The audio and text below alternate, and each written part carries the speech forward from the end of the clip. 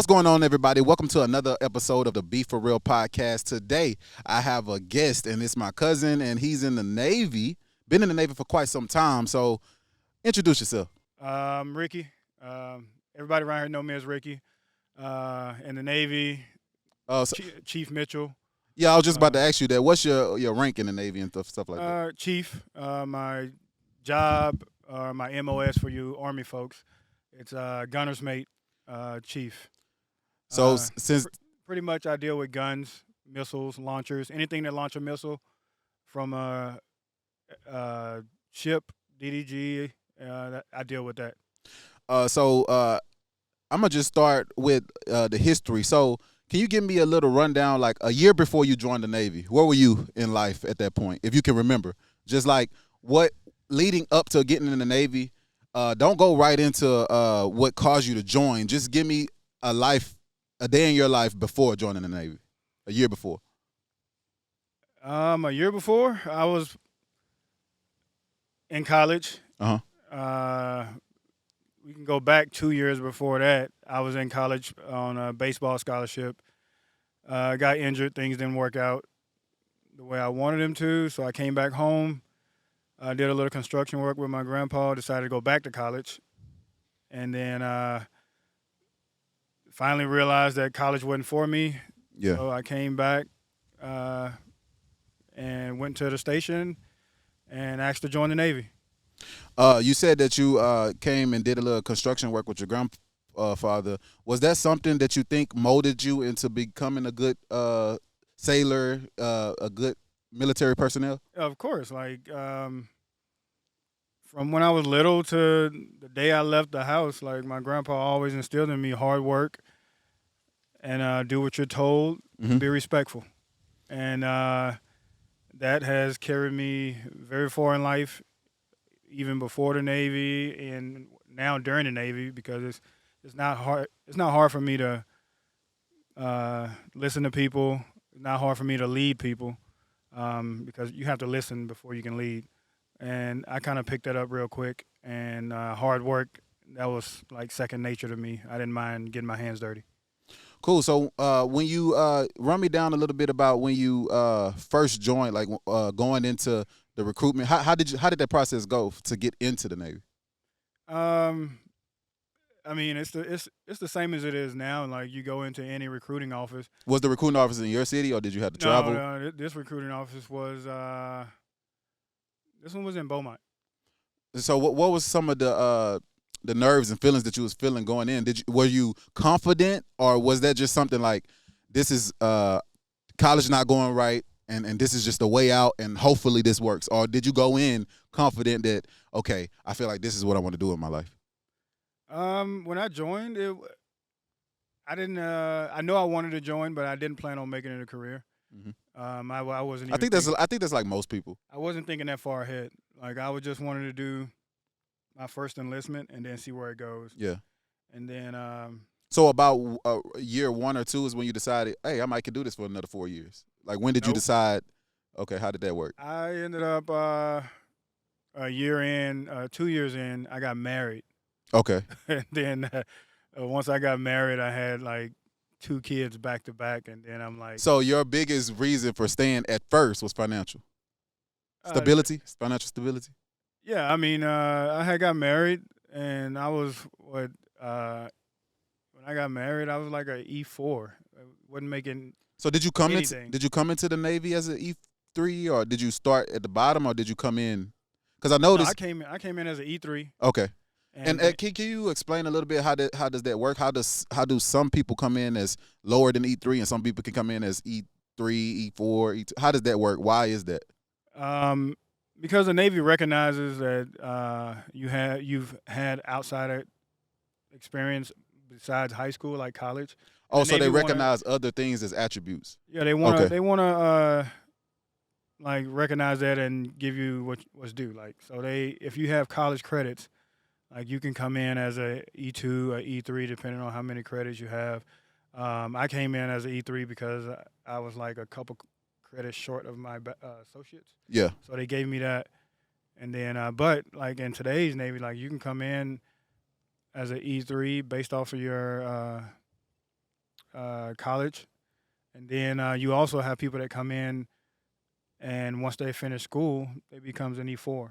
It's because their school is so long, like they automatically promote them to E4 because they didn't have the opportunity to work and show what they can do. So when they graduate a year-long school, they give them a E4. A lot of people started at E1, right?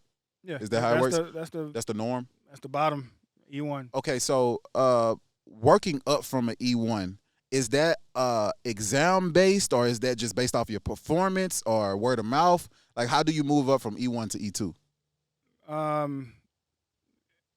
I can't speak on other branches. Okay. Well, speaking on the Navy, of course. On the Navy, like E1, E1 to E2, E2 to E3, and now E3 to E4 is all based off time. So you have to do your time.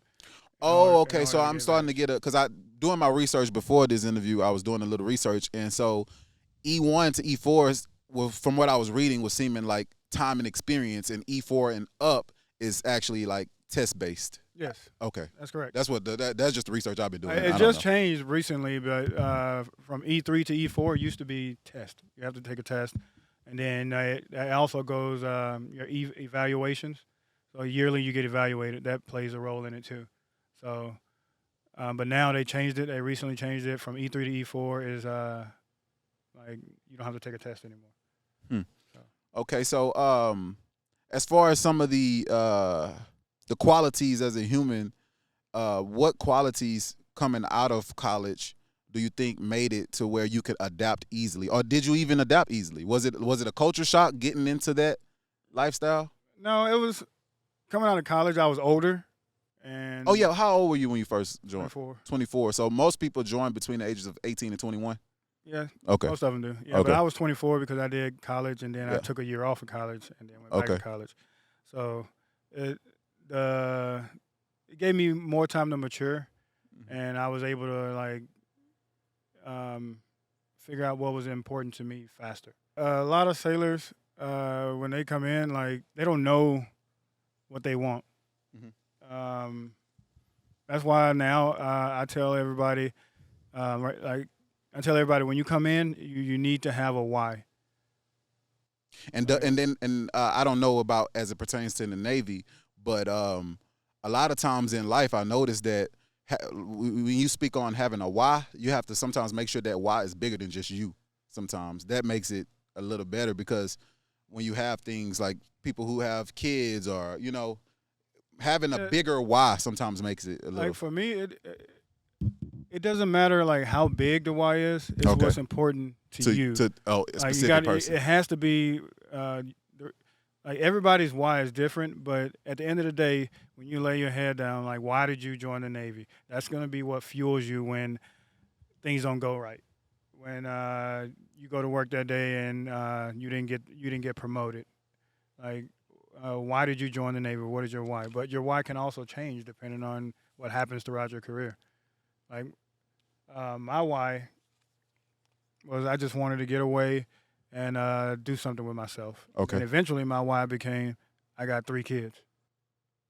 So your why just became stronger and stronger as you went throughout. Yes, but like the why to me is the most important, because if you don't have anything to look forward to day in and day out, like why are you there? Like that's deep. Because like sailors get lost in the shuffle every day because they don't have a mentor. They don't even know their goals. Like your why plays a big factor in your goals. And I think by you saying that, and you saying people get lost in the mix by not having those things, it's about not just with the Navy, life, being intentional with everything you do and having a reason. You know what I'm saying? Being intentional, meaning what you do, and not just winging it all the time. So that's you think that's a big factor in life, having some type of, you can't plan everything, but having some type of structure. Yes, I've been in the Navy 16 years, and I've also mentored, led hundreds of people, and like every day I tell them, like, set your goals. You should have 3 goals. long term, short term, and like something personal.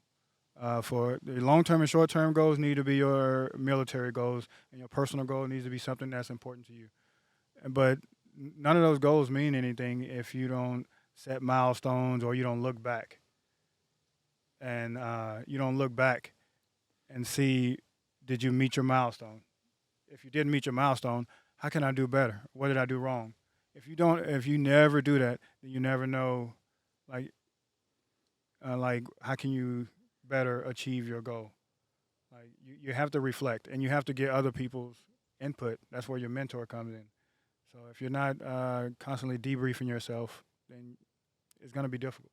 Could you give us a little rundown? Because there's a lot of people that's going to be watching this. We have some people that are thinking about joining the Navy. Some people that just want to be just interested in how the Navy operates, which is going to be majority of the people that sees this. So I know you can't speak for everyone's job, but for your job, name your job again and give us a day in the life of that job, because we don't understand. Like we're trying to figure it out.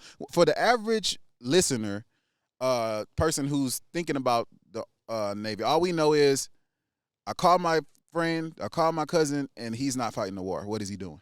So like we just trying to figure out, what do you do? Like, you know what I'm saying?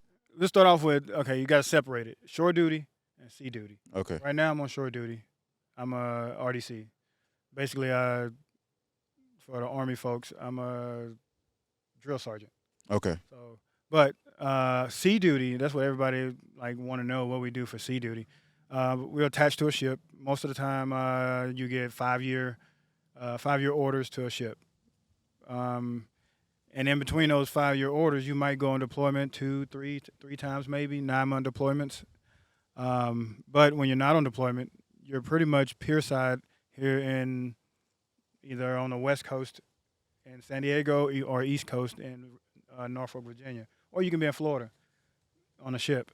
But so when you get on that ship, where do you clock in?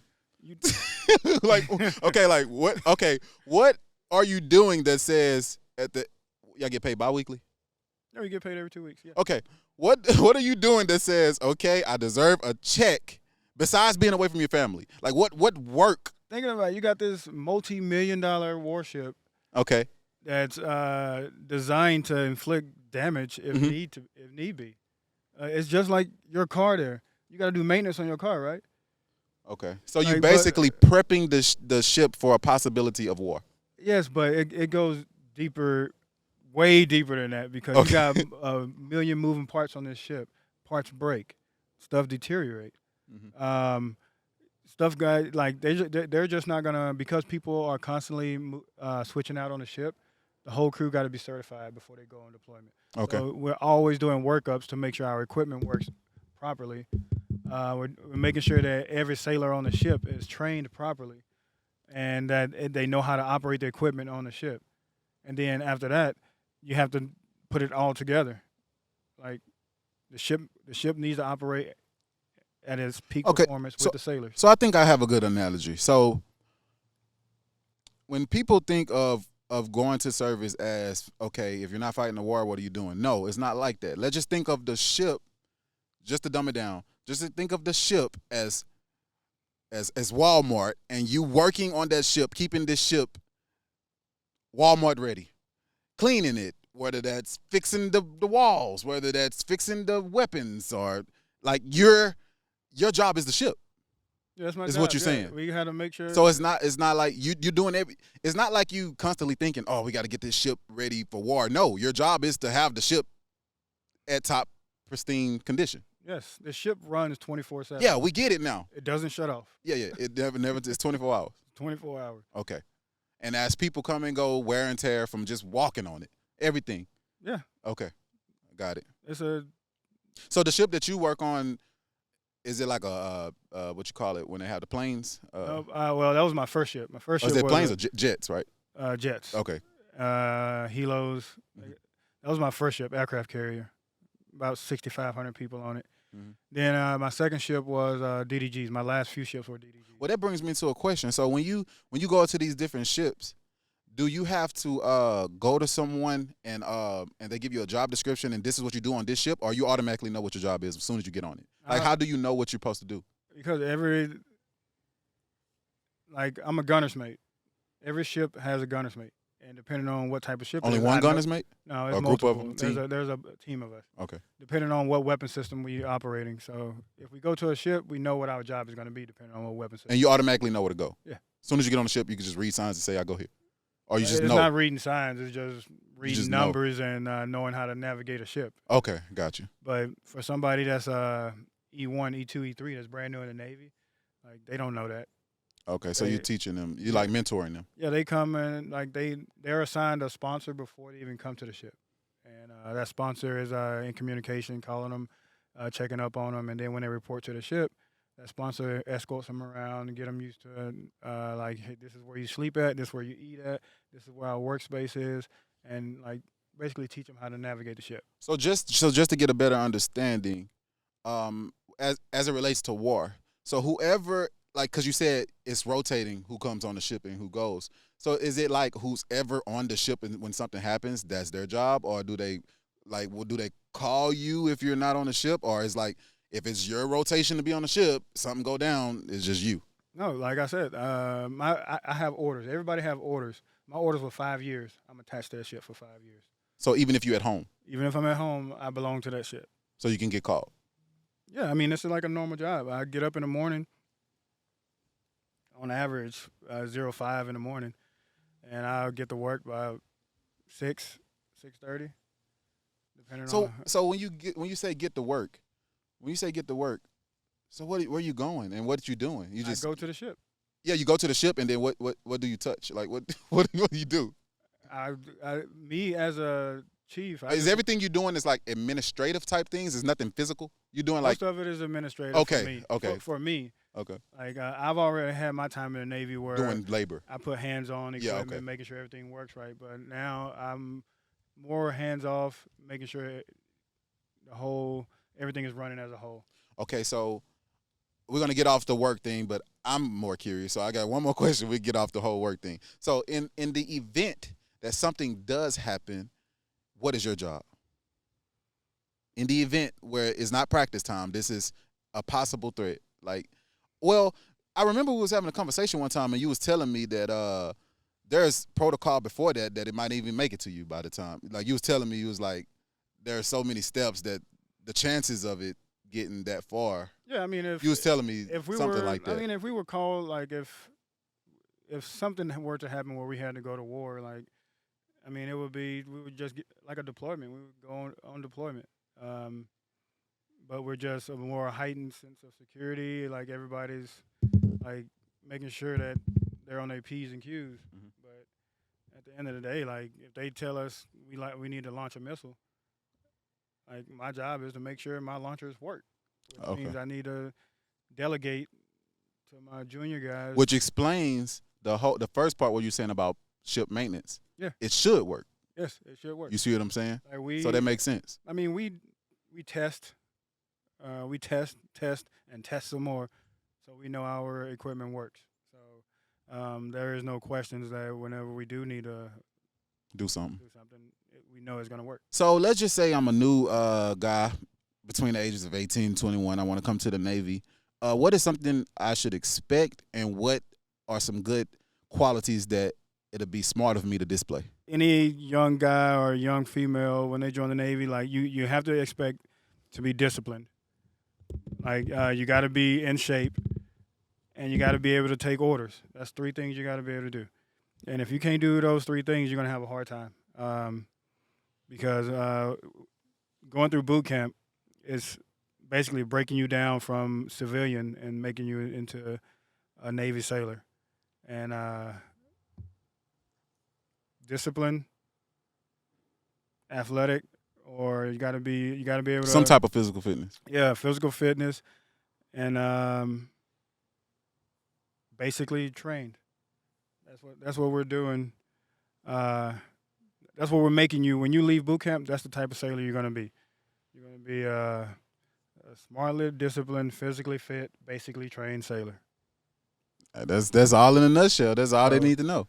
I mean, but other than that, like once you go to your first command, you're gonna. I always tell my sailors you need to do 3 things. You You need to show up on time, have a nice uniform, and do what you're told to do. If you can do those three things every day, the battle is like half beat. See, from the looks of things, it just sounds like life. You need Yes. that's just life. That's what you should have been doing anyway. But this is going to be more precise. So what is the difference between regular life job and being in the Navy? From what I see, Is it a no tolerance type thing? Like you're out, boom. No, because I remember we was having a conversation one time. He was like, if you don't make it in the Navy, it's because of you. They give chances. Blah blah blah. yeah, the Navy is not out to kick everybody. make you fail. The Navy is not gonna. If you fail, it's because you failed. The Navy is looking to, the Navy is looking to keep you in. Mhm. Like, there's no reason why the Navy just want to wake up one day, we don't need you, goodbye. No, if you get kicked out of the Navy, it's your fault. Like, That reminds me of that a little bit more about that conversation we was having, because we was having a discussion about young guys, and when they turn a certain age, you recommend, if nothing else is going for yourself, go to the Navy to give you time to figure it out. Or you still stand on that, right? Not Navy, but the service. The military in general, because like right now, I'm back home in my hometown, and you got a lot of young guys that's just doing winging nothing. They're winging it, man, and they're good. I know their parents, I know their grandparents, I know their cousins and brothers, and they're all good people. Like, just go down to the office and join the Navy. You can sign up for 4 years, and if you don't have it figured out by then, re-up. But if you do, like, at least you know that while you're in for 4 years, you can get your college paid for. Okay, that leads me to my next topic. So, what are some pros and cons of being in the service? Well, we can start with the pros. I know you won't probably have many cons, but you probably will. You probably will. You get paid every 2 weeks, guaranteed. They're not gonna fire your ass. Like, when you wake up the next day, you ain't gonna wake up and find out you're fired. You know, you sign a contract for 5 years, you're good for 5 years. As long as you don't do nothing unless extreme. you do something to mess that up, like, then 5 years, you know you're gonna get a paycheck. Mm-hmm. And medical, medical is free and is actually pretty good. Especially if you're married with kids. Like, outside the military, medical is expensive, as everybody know. Mm-hmm. But in the military, that's what they have to offer you. Like, a big thing that I hear a lot of people talking about is the schooling. Though a lot of people get, I don't know if it's free, but is more affordable. Schooling? No, when in the military, like, they got this thing called TA, tuition assistance, and while you're in the Navy, active duty, you can use your tuition assistance to pay for your college credits. And I've known people to get their bachelor's degree while they're in the military and not even touch their GI Bill. So, it's possible, yes, if you do everything right. But you have to make sure you take care of what the Navy has to offer, like your job first. Because the Navy is just not going to say, hey, sign this 4-year contract and don't worry about doing your job. You can go to school. No, you got to make sure you do your job as a sailor first. Then worry about extras. The bachelor's degree and all that stuff. Because that is a thing. You have to get qualified first in your job before you can do tuition assistance. Speaking of school, it got me thinking about the Navy football and basketball team and stuff like that. So, is that how is that? Like, how are you in the service and you also, like, how does that work? Are you just a student and your job in the Navy is being a student? Like, how does that work? Yeah, it's like any D1 school. They offer you a scholarship. They pay for your college. Are you actually in the Navy? Yeah. Okay. It's like any D1 school. Like, they give you an academic scholarship. You go and But so their college is only scholarship based to be in sports, or is it? If you get a scholarship to go play football for the Naval Academy, then you playing football and going to college. So when you're done, You're gonna go to a ship.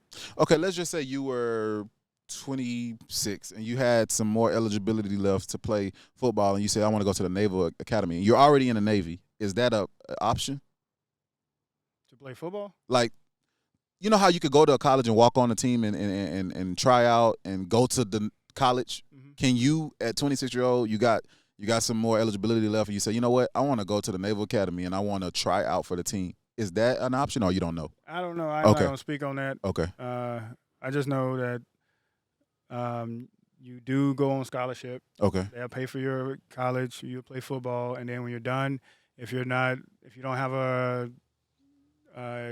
going in a draft and get drafted, then you go into a ship. You're gonna get drafted, but it's just not gonna be NFL draft. you're gonna be on that ship, buddy. Okay. So you'll have of course a term and an agreement, a contract, how long you gotta do this and that. If the contract wasn't your schooling, right? What if it was just for that? Or is no just for that? What do you mean? Like you do 4 years in college and dip? No, you do 4 years in college, so you're gonna join the Navy. Like the Navy is not going to pay for your college and then let you go. Okay.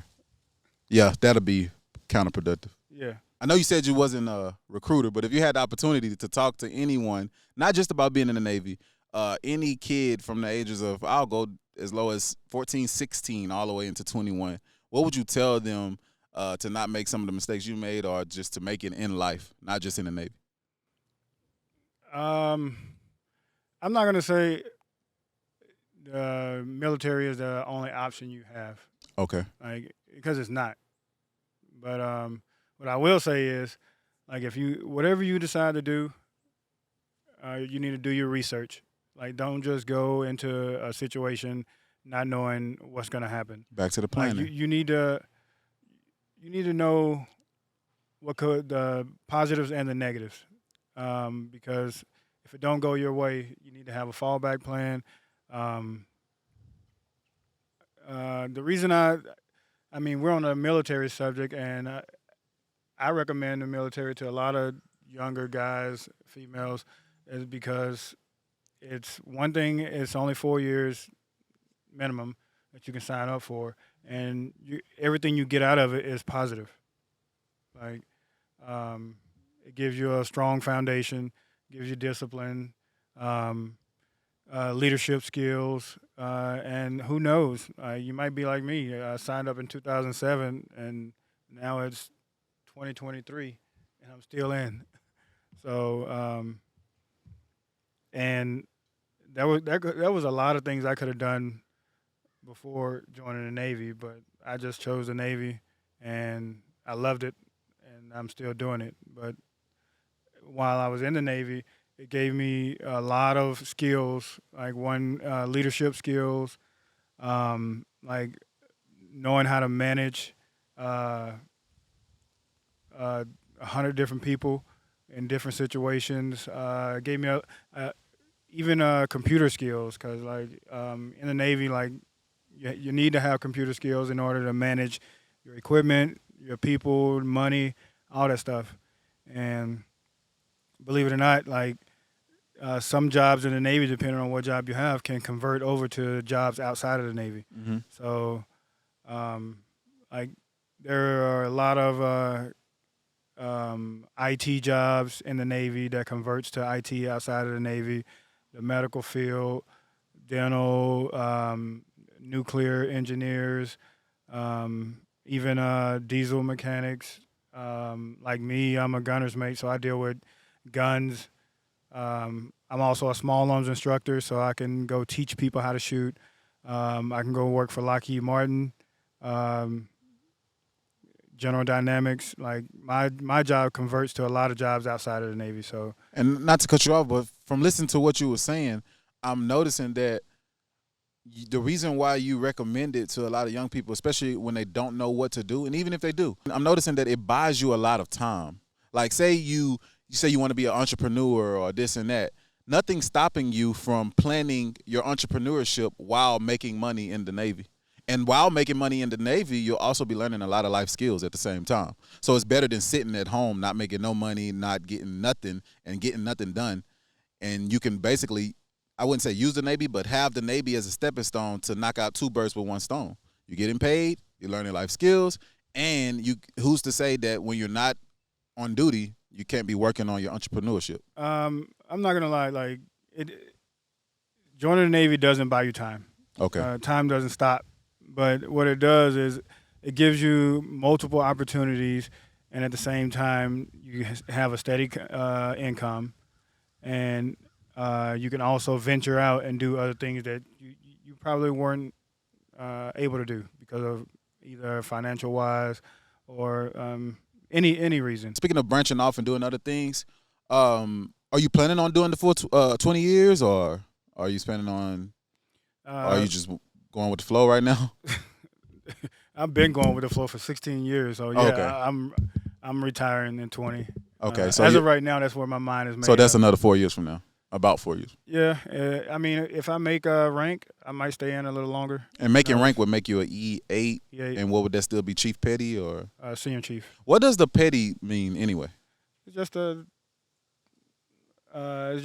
rank. The Navy is different. Like okay, I was just wondering what petty mean. Because you have you got a seaman recruit, which is E1, seaman apprentice, E2, seaman E3. You got a petty officer third class. So being an E3 and stuff, does that necessarily mean that E2s and E1s are under you and you can like not boss them around, but you can request things of them, or you can't get into that stage of being able to ask people to do things until you get to a certain level? Oh, it's like any job in the world. Like you have a pecking order. Like if you go get a job at Walmart, you're gonna start off as the manager and be like telling. No. That's what I'm saying. In the regular society, it's not as many ranks. So it's like, at what level are you the assistant manager? And you know, see what I'm saying? I know you can't say, "Oh, I'm an E2, so I'm an assistant manager." I can tell. E1 to E3. Some E4s, depending on how motivated they are and how good they are at getting stuff done. Those ranks right there are pretty much they're the ones to hands-on getting work done. Like I take my hats off to those guys because like they on the day in and day out grind. They're doing labor. They're on the deck plates getting stuff done. Okay. Now E5s, second class petty officers. They're more the managerial type, so they manage all the rest of the guys that's junior to them, and that's where E5. That's where you start learning how to manage and taking that hands-off role, and you're pretty much standing back looking, but you still get your hands dirty if you need to. Once you make E6, like you're pretty much the admin person, and making sure that day in and day out that all the admin is good to go. Okay. And my level is oversight of everything. Like if the E6 don't understand it or need some help or can't figure out a situation, or maybe you're having an argument or something and he can't figure out how to handle it, that's where I come in at, or a chief. Like we been there, done it. We pretty much run the Navy. So how many more rankings is it to the highest one after you? In the enlisted, I'm an enlisted person, so the highest you can go is E9. E9. So are you like a numbers person or a rankings stats person, to where if you make it to your 4 years and you're not an E9, that's gonna bother you, or? No, I pretty much play it by ear because, I mean. The day I wake up and say that I don't love this anymore is the day it's time for me to go. Okay. So right now I wake up every day and I like what I do. So right now I'm gonna do 20 years, and there's no benefit for me to do anymore because retirement. I mean, it's set. It's set. Okay. So if I put on the E8, then I'll get more retirement if I do E8 for 3 years. So. And you would have to, in order to only do 20, you would have to get E8 within the next half a year. Okay. In order to do 20, and if you go any longer than that, you'll be doing 21 years. Yeah. Okay. I might just right now I'm doing 20. Okay, that's where you go end it at right there. Yeah, that's where my I just re-enlisted about a year ago, so that's what it's gonna carry me out to 20, and then I'll make that decision then. Cool. So, life after the Navy. What is it looking like? What do you want to do? What is your outside of being in the Navy? What is some of your goals, ambitions? What do you inspire to do? Be, Uh, I'm coming back to Jasper, Texas. of course, Yep, and I'm a fish every day. every day, I'm gonna as try many to days as possible. as many days as possible. And then other than that, probably gonna start my own business, construction business. And or if you something. don't know, man, this guy's a guru when it comes to anything building things. Like I've been trying to get him to get more in the tech world and promote what he do, but he just won't put that camera on a tripod for some reason. He just won't set it up. Nope. I don't understand it. No, I can't do that, man. We in the country, so we got cars and stuff passing by. I like it. I love it. As far as business and stuff, you said you wanted to start a business, well, get your business up and running once you get out the Navy. What type of business? You said it's construction, but like what things are you going to do? Are you going to be construction as in working on houses? Are you building things for people? Like what type of thing? A wide variety. Primarily, probably, I like to build cabinets and stuff. So is that something you're more passionate about instead of just the typical I lay shingles or I put sheetrock up? You're more passionate about passion projects where you can show your artistic expression? Yeah. Okay. More I can customize it, the better. Okay. But I can do it all. My grandpa taught me how to do everything. I see. When it comes to a house. Yeah, of course. And it not only did he teach you how to do everything as far as when it comes to the house, it seems like it trickled over into the artistic because he wasn't doing that type of stuff. But you just took some of that knowledge and once you know, it's just like anything. Once you know how to ride a bike with training wheels, you get the 2 wheels, and then before you know it, you're popping wheelies. Yep. So that's basically how it is with construction. You know how to do one thing, you just keep adding on to that skill. It really doesn't change. Yep, you can go as far as your mind allows you to. Yeah. You just got to be willing to venture out and see what you can come up with. And I know you talked a lot about how life before the Navy, even as a young kid, got you ready for not only the Navy but life. And then you mentioned your grandfather. Let me stop acting like it ain't my grandpa. Give me a little rundown of the qualities that he instilled in you and the hard work ethic that provided you that made you be able to be who you are today.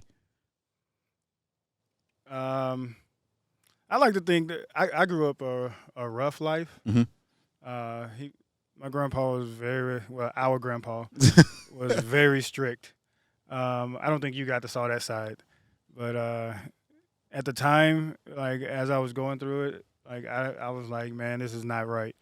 But eventually, it trickled down to football in high school, all the sports in high school.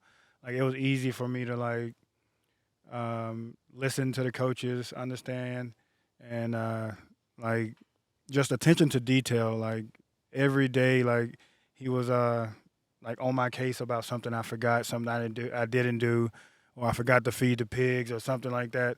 Like every day he was on me, and he always told me like you think I'm doing this for nothing, and it'll eventually pay off. And the day I joined the Navy, he said, I'm not worried about you because I saw from day one like you can adapt to anything. Like you're a leader, and he was right. Like everything he taught me, I learned from feeding pigs to putting shingles on top of a house. Everything was for a reason. He always taught me to do it to the best of my ability, and don't take shortcuts. And you see what I'm doing here? And he had a problem with me setting this up. And I told you the reason why I'm setting this up and it's taking so long is because I don't want to do. And look what you're talking about. Yeah, I mean, I wanted to give it you was just giving me a hard time. I know. Yeah, I was giving you a hard time. But you know, everything I do, I want it to look. It ain't gonna look the best, but I want it to look the best that I could possibly make it. Sound the best that I could possibly make it. I don't want to, I could just throw it on and say, hey, let's go.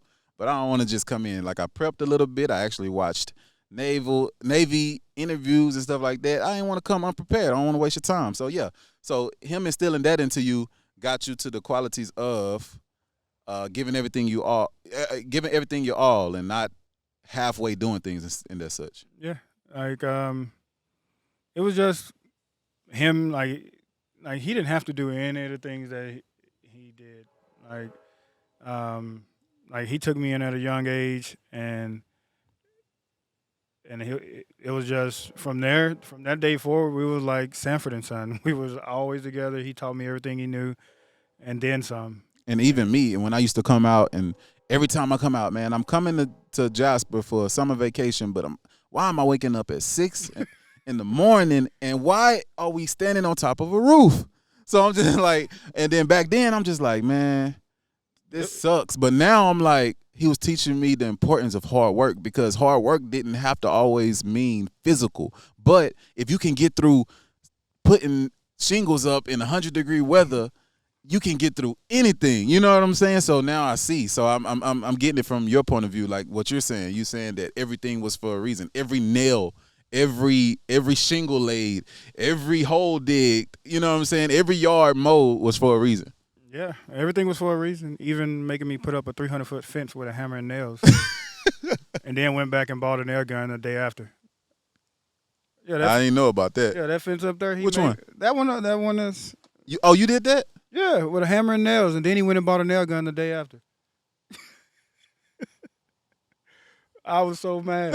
I was so mad. But it all was for a reason. He wasn't trying to, break you down, but it was just trying to show you that hard work pays off, and it does, and it did, because right now you're not only many people can make it through 4 years. You made it 16, and you didn't just stay steady ranked. You ranked up. So it's like everything was for a reason.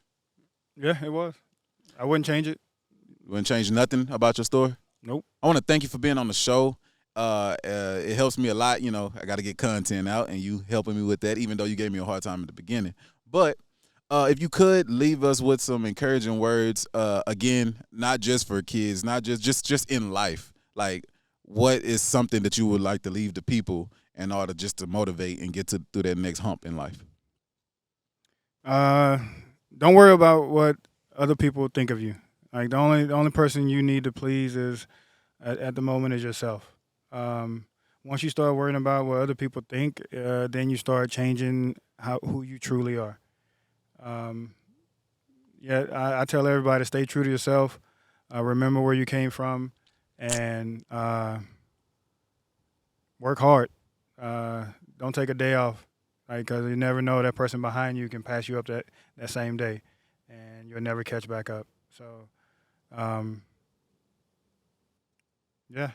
hard work pays off. Look at you philosopher. Appreciate you, man.